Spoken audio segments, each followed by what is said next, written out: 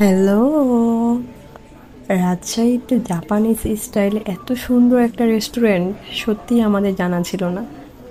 আমার বার্থডেতে কোনো রকম প্ল্যান ছাড়াই আমরা সিটিতে চলে গিয়েছিলাম বার্থডে সেলিব্রেট করার জন্য।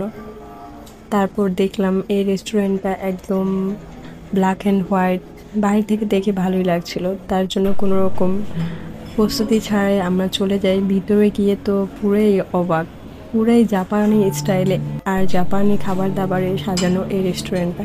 আর ভিতরে মোটামুটি লোকজনও অনেক বেশি ছিল, মানে এত সুন্দর লাগছিল আমার কাছে। আর পরিবেশটা একদম নিরিবিলি। বেসিক্যালি রেস্টুরেন্টে গেলে মাথা দূরে যায় মানে শব্দে, কিন্তু রেস্টুরেন্টটা অনেক সুন্দর আর মানুষজনও ভালোই ছিল। সবাই খুব নিজেদের মতো করে টাইম স্পেন্ড করছিল। আর খাবার দাবারের কথা কী বলবো, এত ইয়ামি। আমি জাপানি খাবার নেইনি ওইখানে, সুশি থেকে শুরু করে সব রকমের জাপানি খাবার ছিল।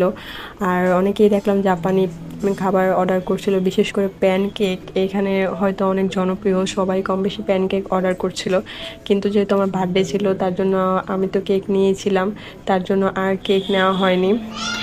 তারপর ওইখানে খাবার চিকেন টানবান কি জানি নাম, যাই হোক ওই চিকেনটা অনেক ইয়ামি ছিল।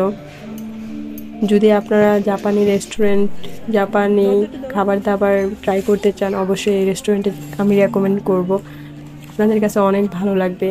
তারপর ভাবছিলাম ওইখানে বসে কেক কাটবো, কিন্তু মানুষের জন্য আমি কিছুটা শাই ফিল করছিলাম, তার জন্য ছবি টবি তুলে কেকটা নিয়ে বাসায় চলে আসি। আর এই রেস্টুরেন্টটা একদম সিটিতে।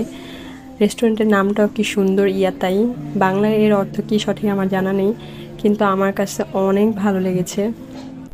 যারা জাপানি খাবার দাবার অনেক বেশি লাইক করেন তারা অবশ্যই এখানে যাবেন।